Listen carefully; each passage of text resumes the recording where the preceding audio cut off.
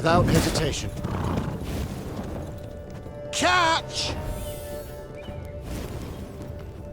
Bigger they are, easier they are to target.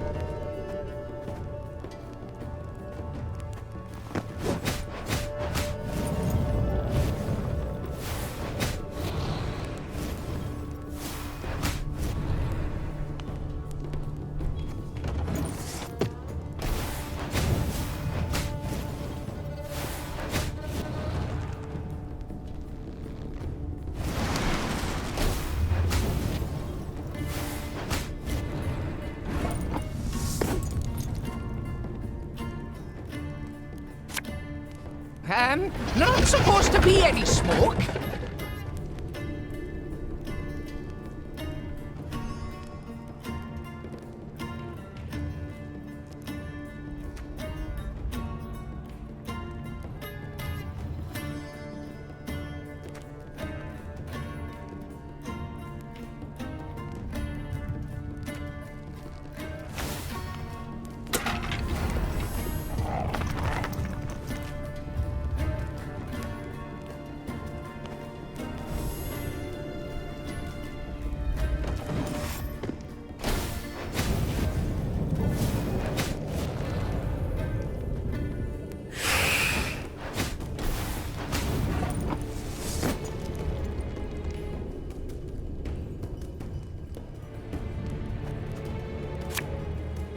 Stop your yapping and start digging.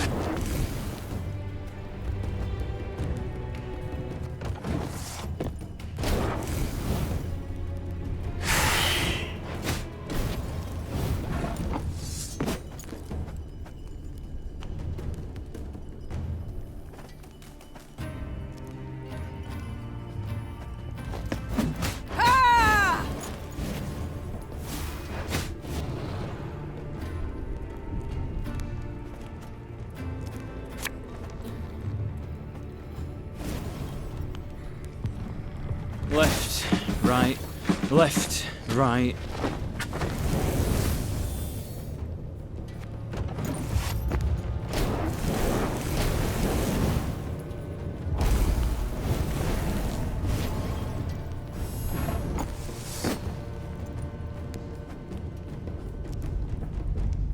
Our ballista, your command.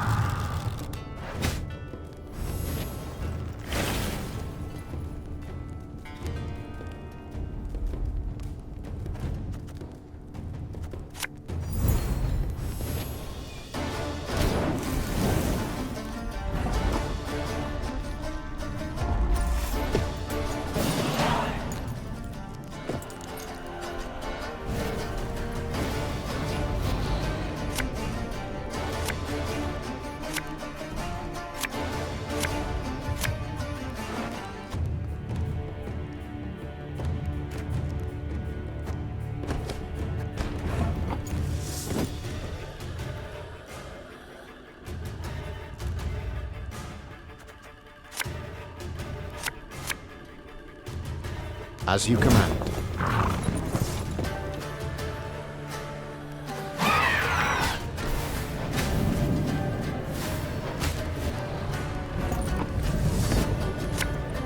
For Demavent!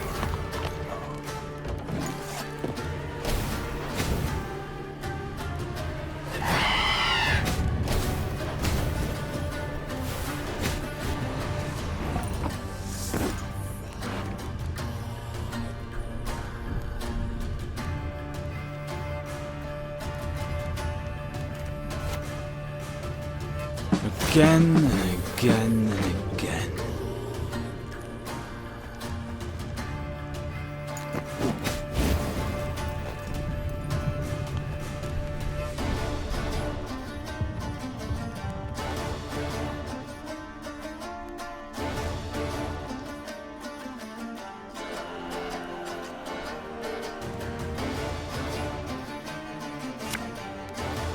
Gonna need 3 buckets of nails and a tub full of pegs.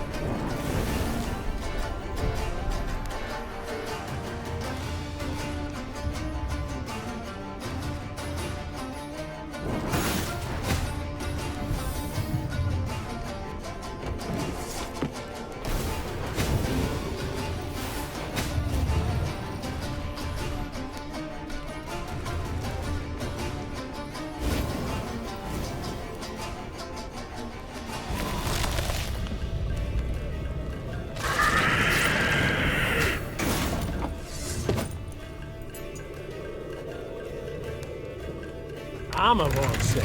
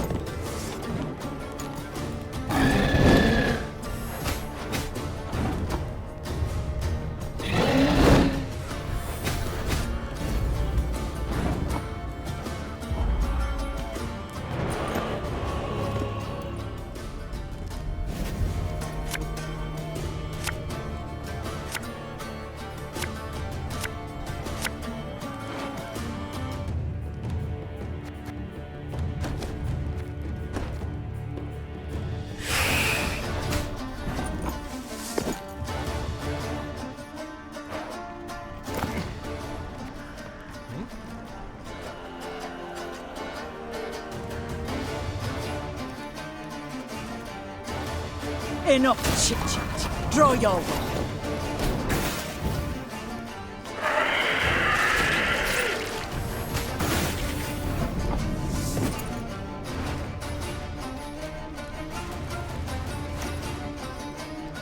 It's not too late to walk away.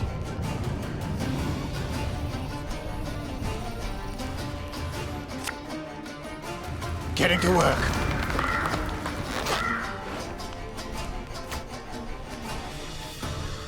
Off to the front yet again.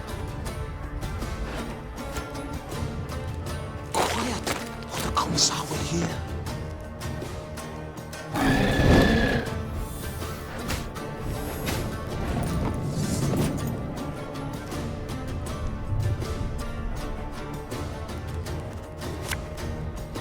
Company! Forward march!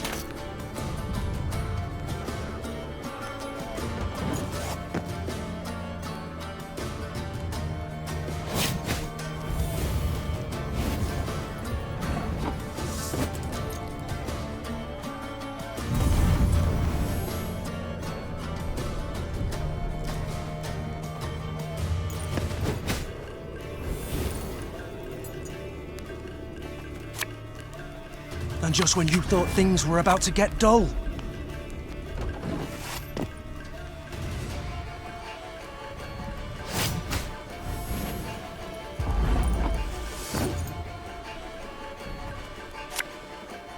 A knight should help. Our codex commands it.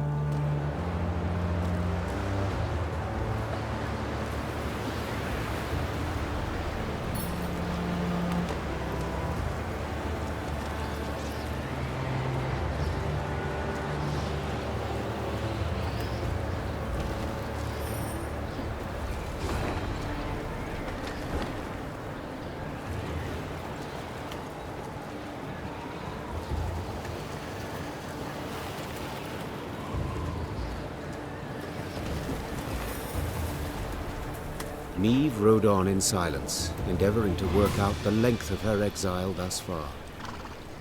A scout's call tore her from her reverie. Your Grace! You must see this! With a grave mien, the soldier indicated a track in the snow. The hobnail boot print was all too familiar. Meve had seen it before, upon Lyria's sandy tracks, and midst the ashes to which Edern had been turned. Nilfgaardian footmen. Seethed Meve. Marched through of late. Interrupted Gascon. A day, perhaps 2 days past. The scouts had learned a Nilfgaardian caravan with an armed escort had recently arrived in Mahaka. The invaders had brought with them chests brimming with gold and jewels, then exchanged these for the finest Mahakaman-forged swords and spears. A scout gave Meve one of the coins the Blackclads had used for payment. Upon the coin's back, the Lyrian eagle. They pay with gold from my vault, The Queen said through gritted teeth. for arms that will cut down my fighting men and subjects. We might yet pursue and hunt them down, Said Reynard, a spark in his eye. and make certain Eddahi never lays hands on those weapons. You might, I can. Piped up Gabor, who had been listening to their exchange. But you might also recall, we Mahakamans are neutrals who assure all guests within our borders safety. True, formally speaking, the Nilfgaardians have passed outside them, but attack him a stone's throw from our gates, and you'll see Brewer's rage come out his ears as steam, and out his arse as fire.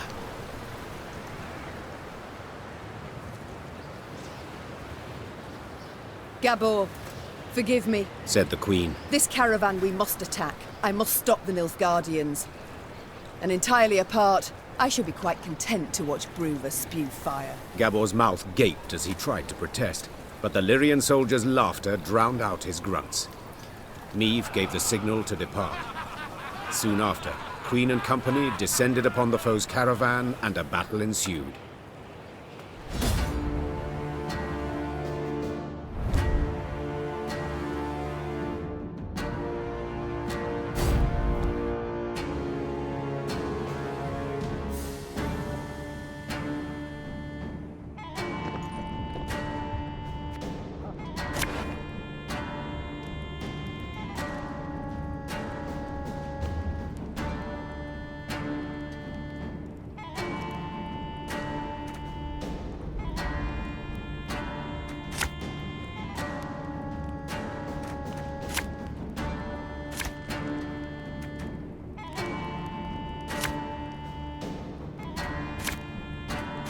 I want that transport in one piece!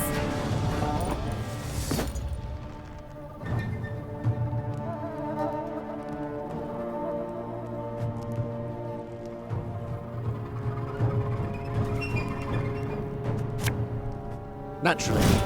At once. I'm a one, sir. Off to the front yet again.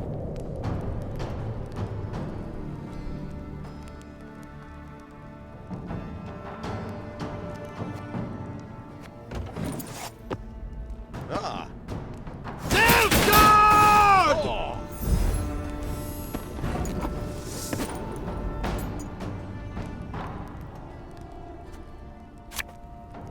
Watch your heads!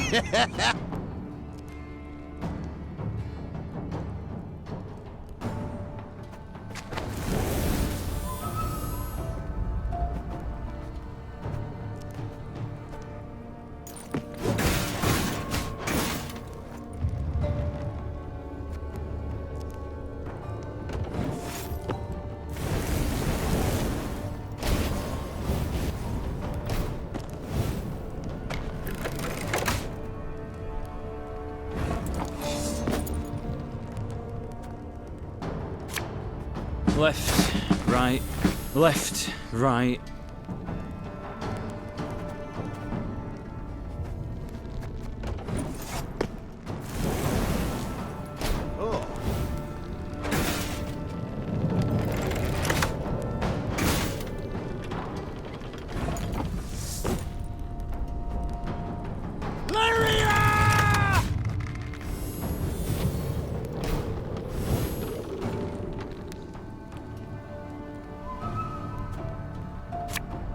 As ordered.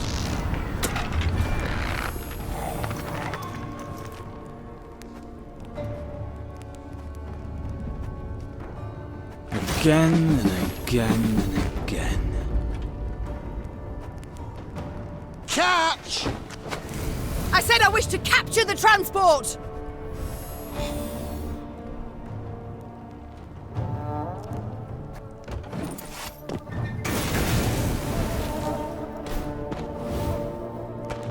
Now, how did that incantation go?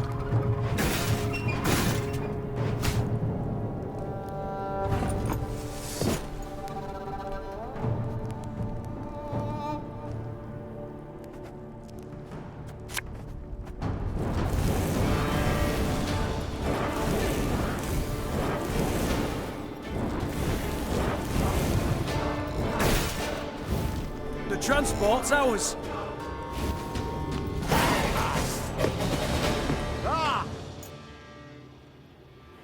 Crushed by their defeat, the Nilfgaardians tossed the chests into the snow lining the road and rode off with a cracking of their whips.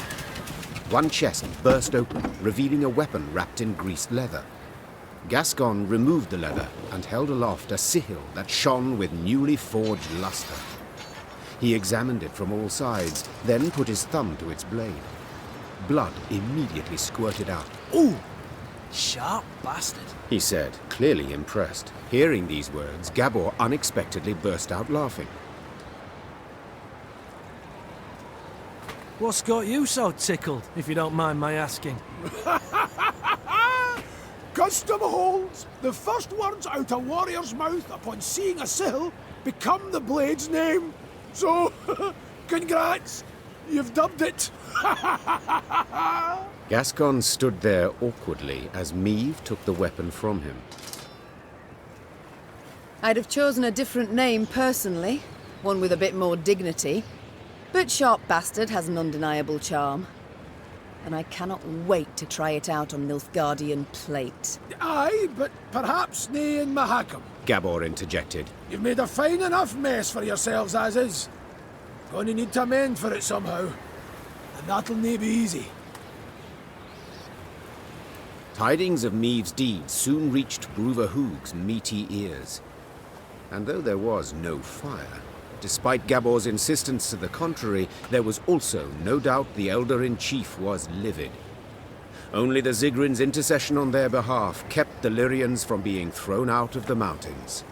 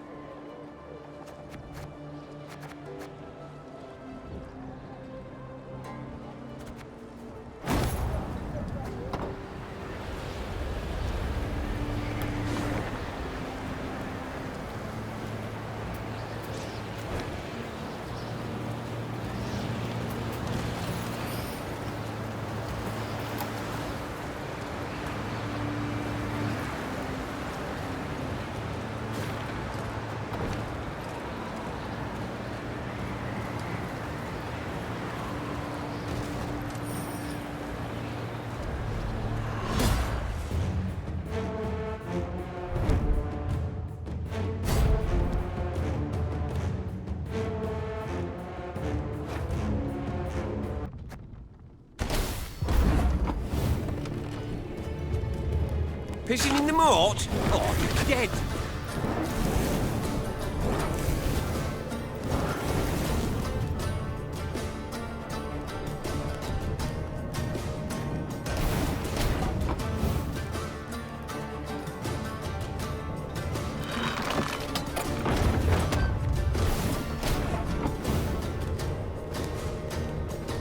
If anyone asks, you've not seen me.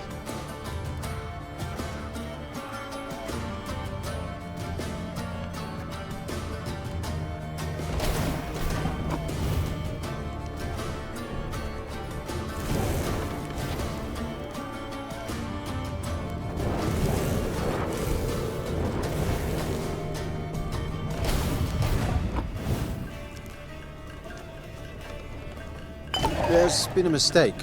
I'm no mage.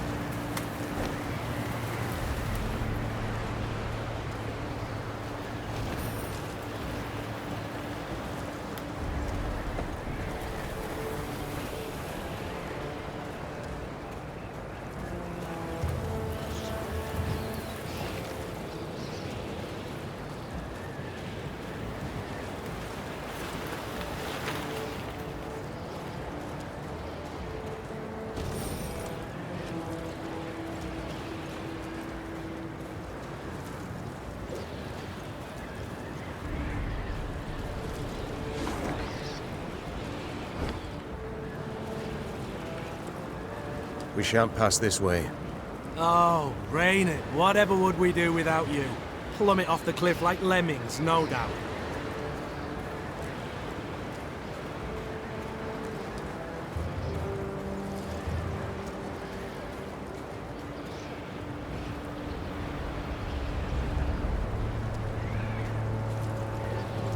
Meve squinted and gazed off into the distance.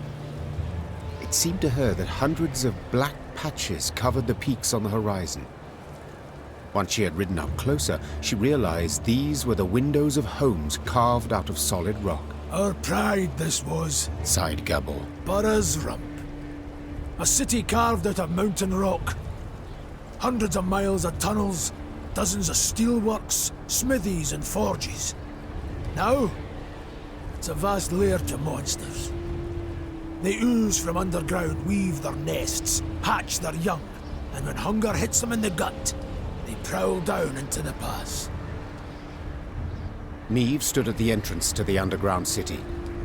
The monumental gate, cast in bronze, lay on the ground, folded multiple times as a scroll of paper.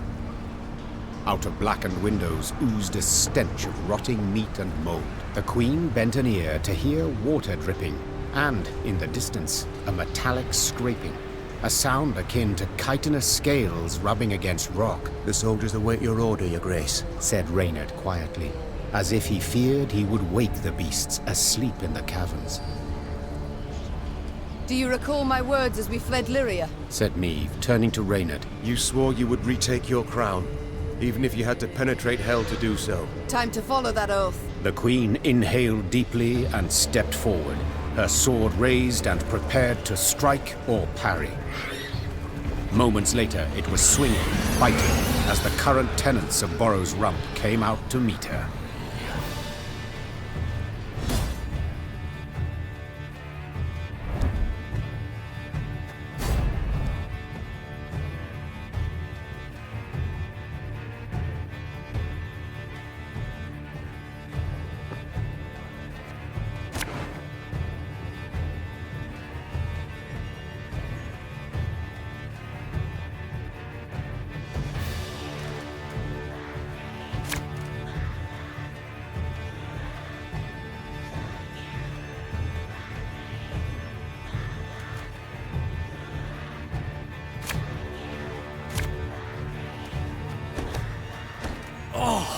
This stench is foul.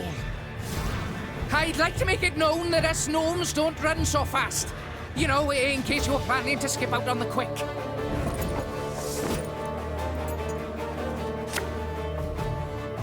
Naturally. At once. Give me a time. Pissing in the moat? Oh, you're dead.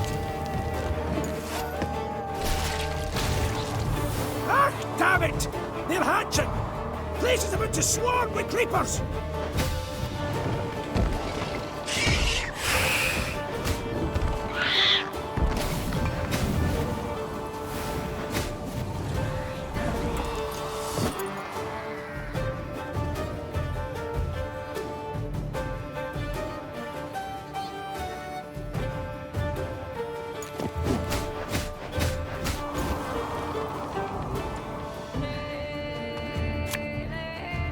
Again and again and again.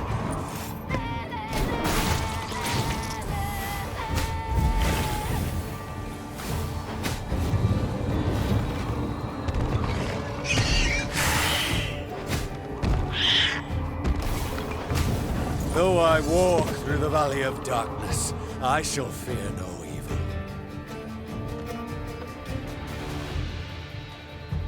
It's gonna be a right good levy. Big and beautiful.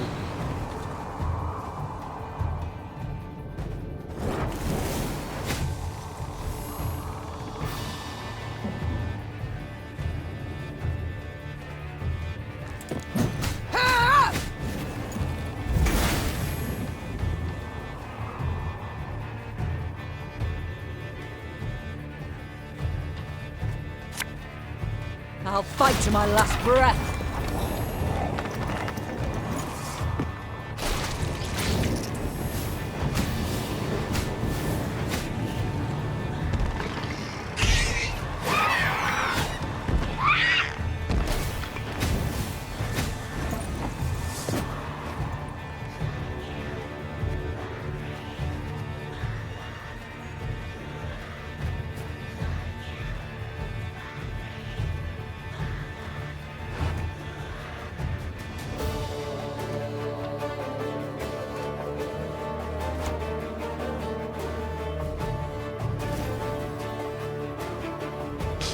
I smell a leak. You mad? Don't shake that!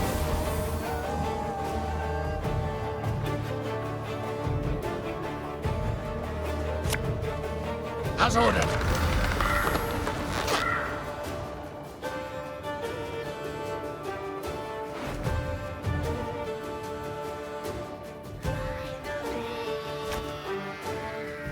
And just when you thought things were about to get dull.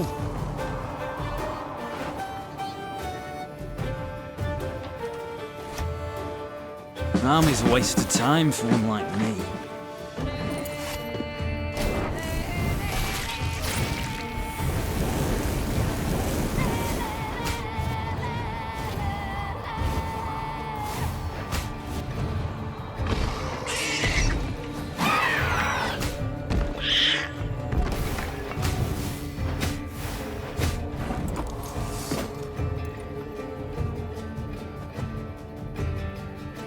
I think you'll really like this one.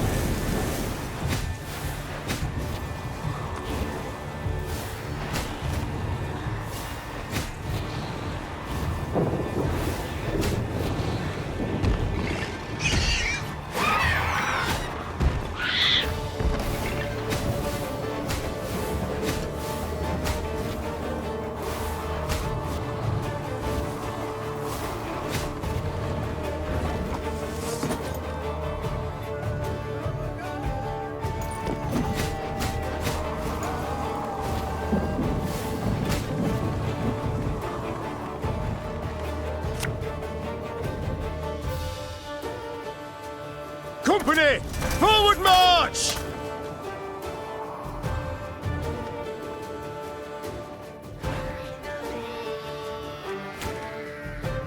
Ever have a storm knock out one of your teeth?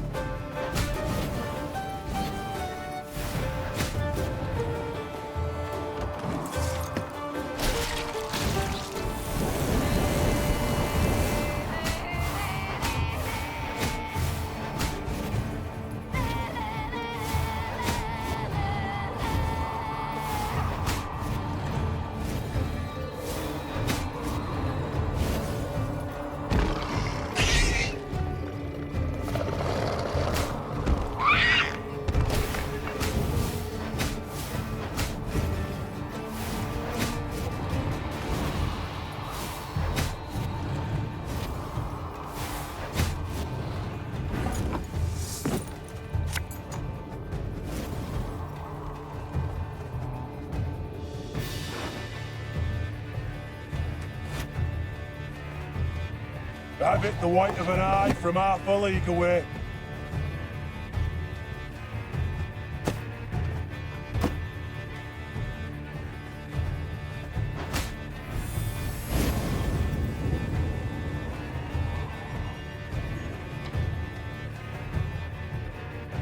Yes?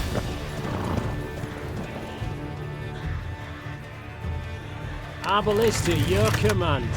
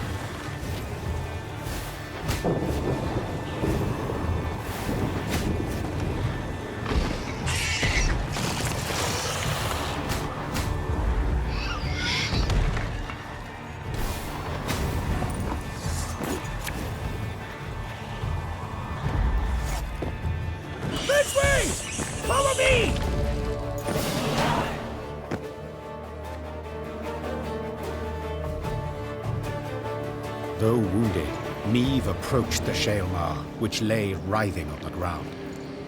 She then ran her sword through its heart, finishing it. Yet so spent was she that she lacked the strength to pull her blade from between the plates of the chitinous armor. The beast near took me. She whispered. It was very close.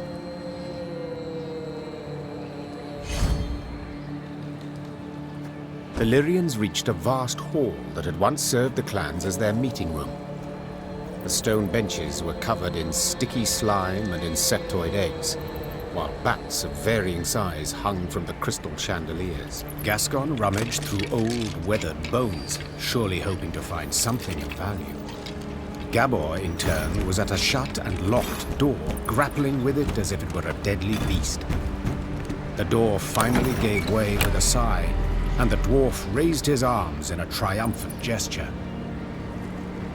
It's a storeroom.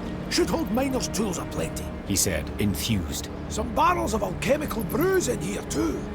Lucky there's no sign of moisture. You haven't soaked through. Alls we've got to do is roll them out into the corridor and set a bit of fire to them. And woof! We'll have sealed the beasts off from the pass once and for all. Meve treated the dwarves' instructions as hallowed. Soon after, the mountains trembled from a powerful explosion. Rubble came down and blocked the tunnels.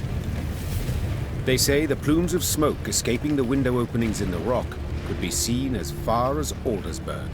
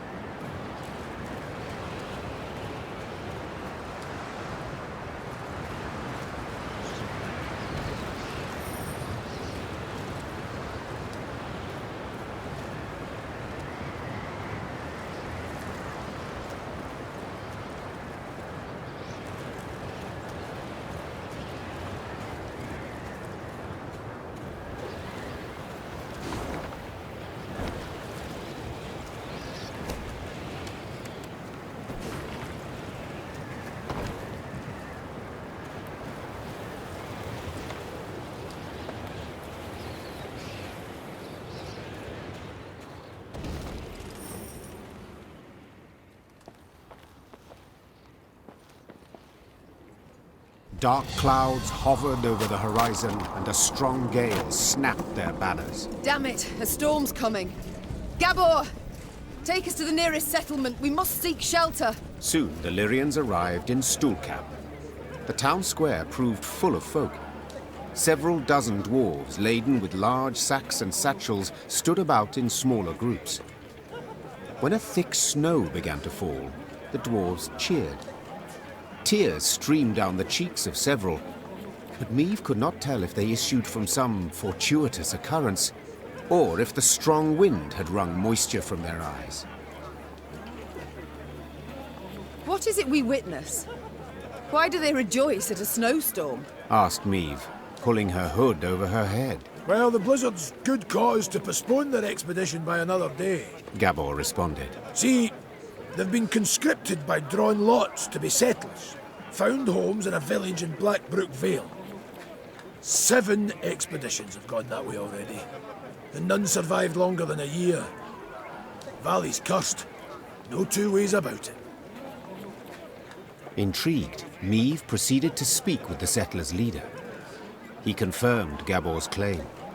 He had buried many a previous colonist.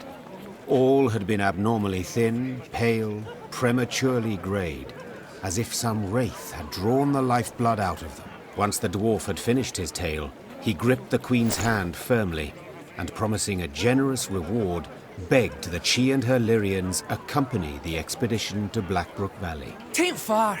Mere few leagues north along the main road. Will make the march much easier to ken with the whole army, in case of any danger.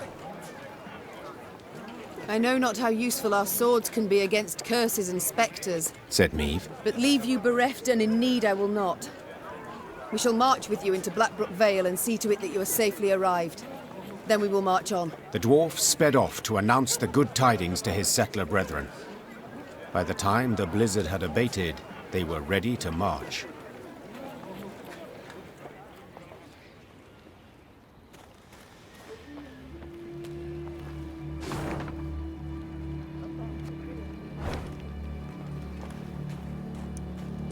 Be bold. Take on challenges, risks even. But before you set out to do anything, buy yourself some proper insurance. Always darkest for the dawn. Or when the last candle in the mine goes out. Waiting's painful. Forgetting's painful. But an arse dragged across cinders is the worst kind of suffering. Fall down 7 times.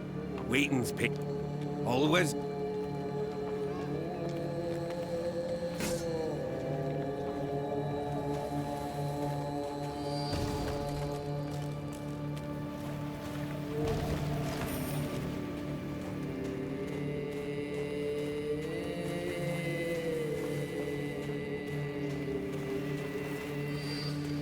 Stay clear of Borrow's Rump. Unless you like shale matters, that is. The Elder gets a wee stranger every year.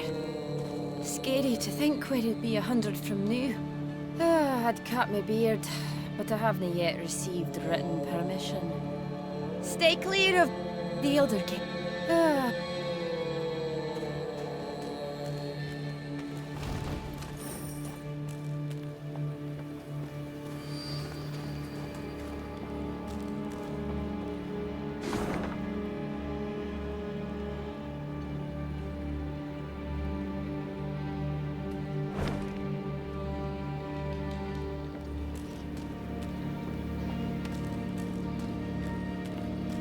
Meve had stopped and was removing packed ice from her mare's fetlocks when Gabor Zigrin approached. The dwarf squatted at the Queen's side, glanced about quickly, then started speaking in a barely audible whisper. Your Majesty, I overheard some folk talking in the smithy. Birdies claim there's treasure, true riches, in the hills near Blackbrook Vale, south of here. Stowed away there. And nobody dares go looking for it on account of beasts that have made their lairs there. But you've got a wee army behind you. I reckon you could try. Might be worth the risk, eh? The Queen brushed the snow from her knees and, raising a hand against the glaring sunlight, peered towards the mountains.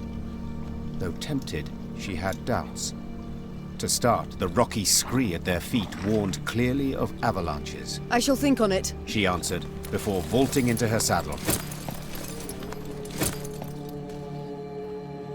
Blackbrook Vale holds many secrets and many treasures.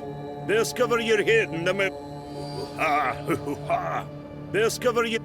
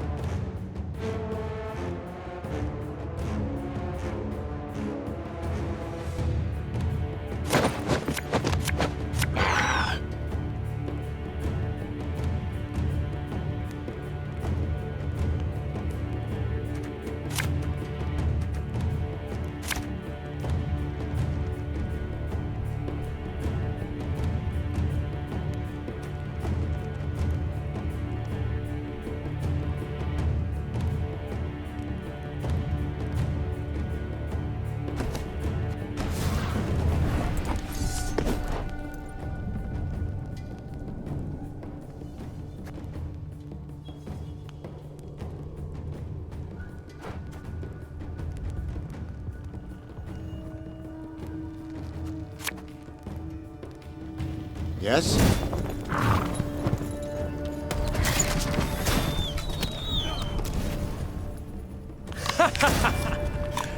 Wait, you're serious?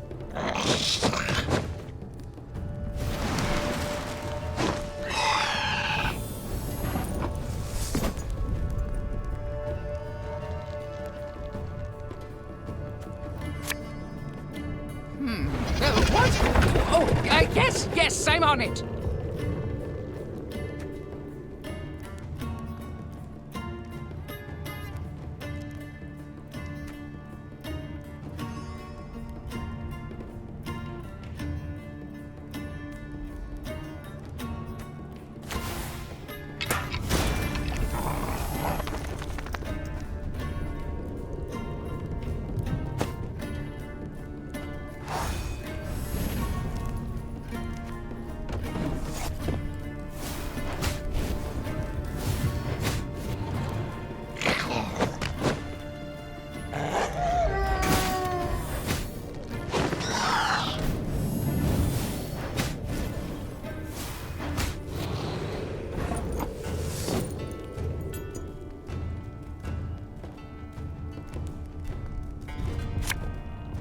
Bigger they are, easier they are to target.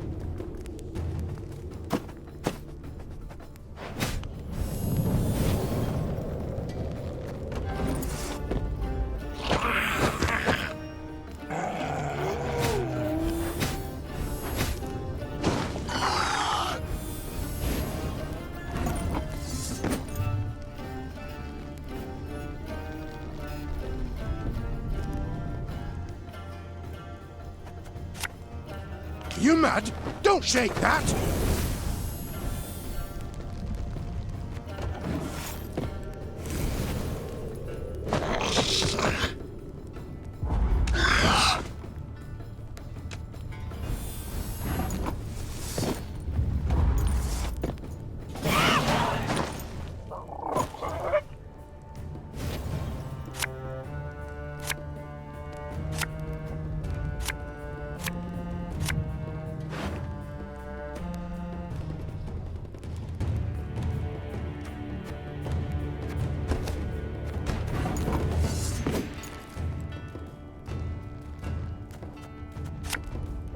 I live to serve you.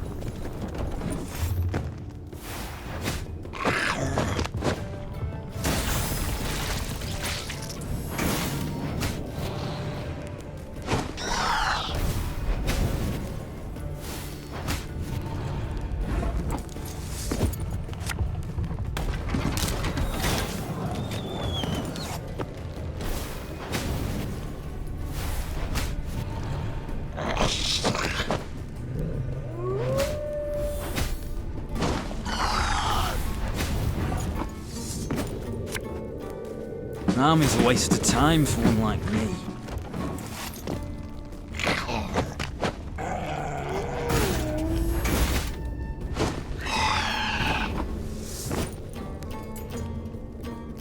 You'll never take me alive!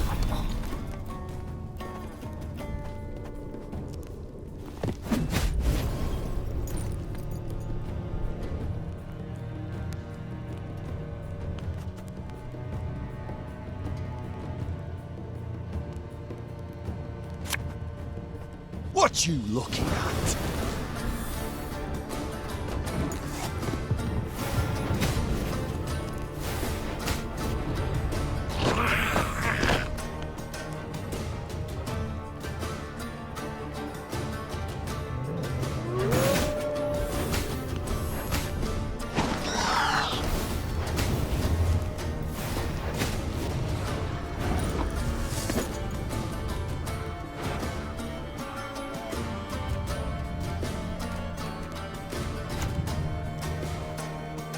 My pain serves a purpose.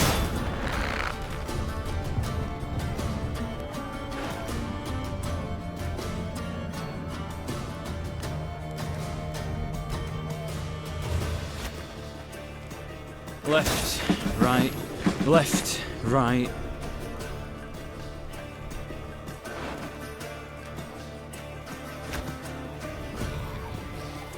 Her Majesty is...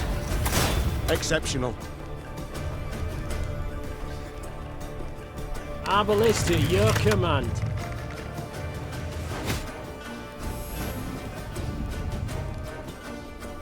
Make love, not war.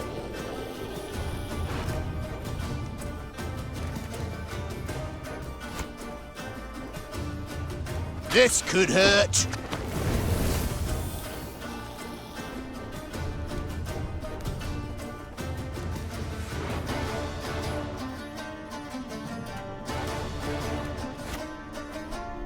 Thing about slings, they hide well.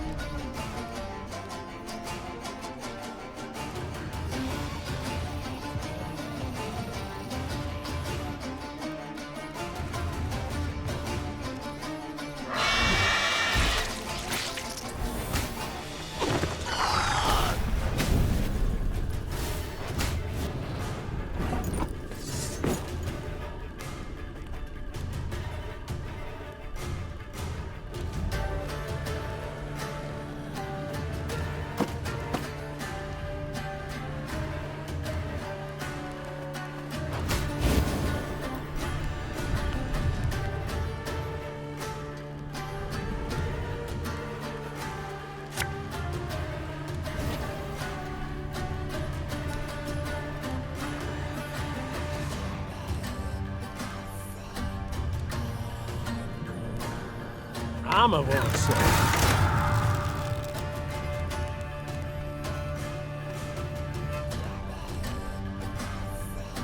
I'll relieve you of that pouch.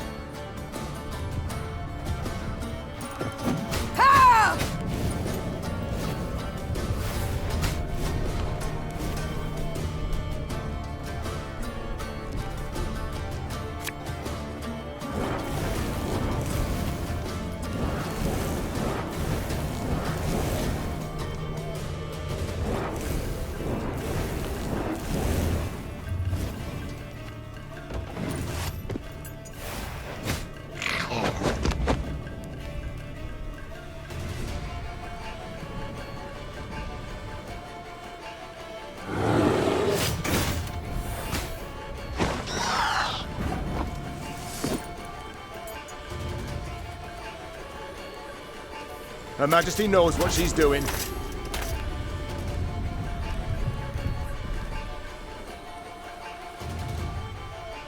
All right, that's no problem.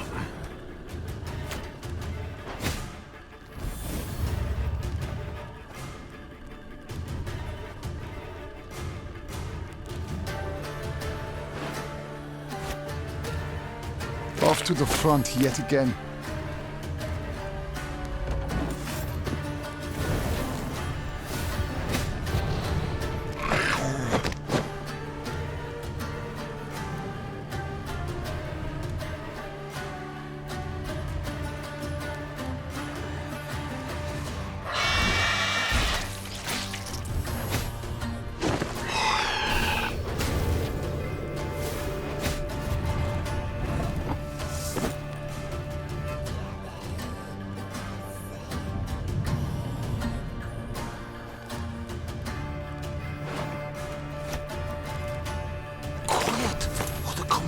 Here.